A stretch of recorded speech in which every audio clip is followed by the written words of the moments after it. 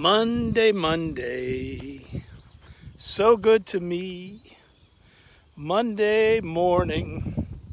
Good morning, it's Monday, June 29th, and I welcome you on this beautiful morning to our meditation in the Meadow. Shadow and I have already been up once into the Meadow, coffee in hand. He was anxious to go. What I didn't have, besides my coffee and my constant companion, was my phone. So we finished our walk. I went home and have returned. But as we begin our meditation today, I greet you with the peace of Christ. Let us take a moment to quiet ourselves in heart and mind, that we might be more open to the sacred presence within and around us.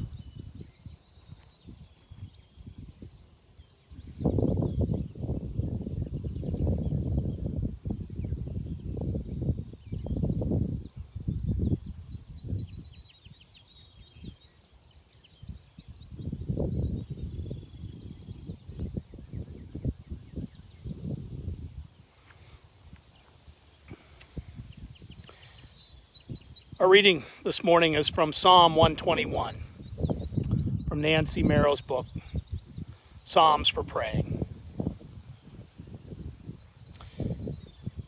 My heart's eyes behold your divine glory.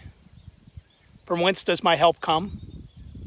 My help comes from you, who created heaven and earth. You strengthen and uphold me, you who are ever by my side. Behold, you who watch over the nations will see all hearts awaken to the light. For you are the great counselor.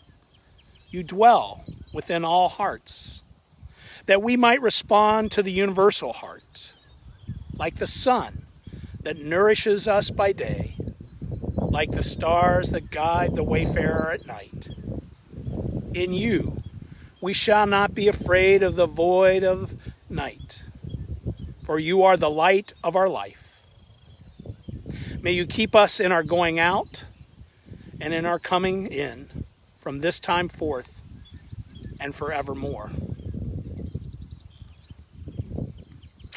You are the light of our life.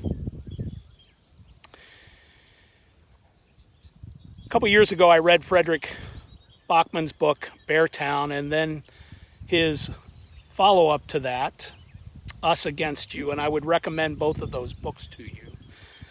They've been popping up in my Facebook memories, quotes, and there was one that came up this morning, and I wanted to share it, especially after being a part of a Zoom call last night as we were reflecting as a community here in McFarland on some of the meetings we've had with the village board on some resolutions on racial justice.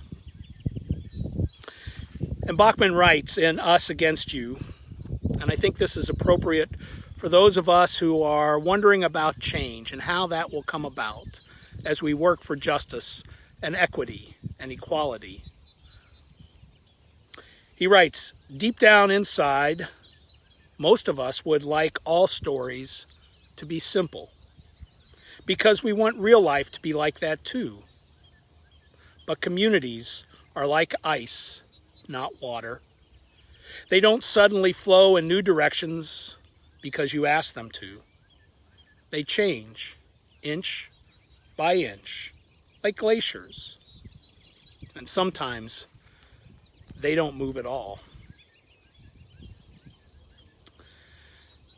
I think it's worth us remembering that if we want to be the change we want to see in the world, that sometimes it takes a while. And we move slowly, but we move together, inch by inch. Some days maybe not as fast as we'd hope, but together we go forward. I wish one of the things you could see this morning, this is just a side reflection, as I was getting ready, one of the eagles was over in the water feeding this morning, fishing. And it's always a wonderful sight to see up here in the meadow. I offer you this blessing by John O-Donohue.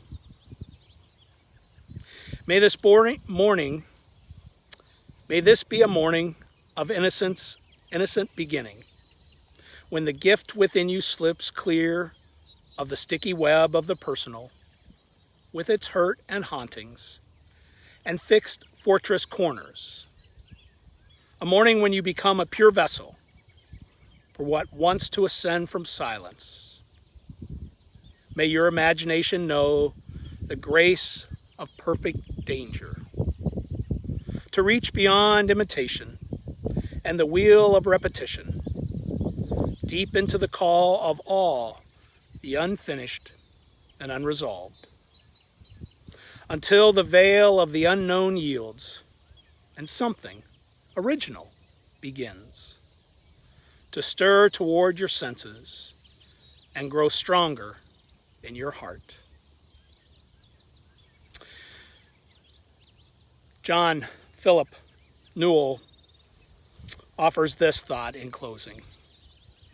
Not because we have made peace this day, not because we have treated the other as ourself, not because we have walked the earth with reverence today, but because there is mercy, because there is grace, because your Spirit has not been taken from us. We come still thirsting for peace and justice, still longing for love, still hungering for wholeness. May the Lord be with you this day and watch over you and keep you safe. Go in peace into this new day, into this new week. Love one another. Be safe, be kind, and wear a mask in public. Not for your sake, but for the sake of your neighbor, who within them the sacredness of God resides and dwells. Blessings to you. Go in peace.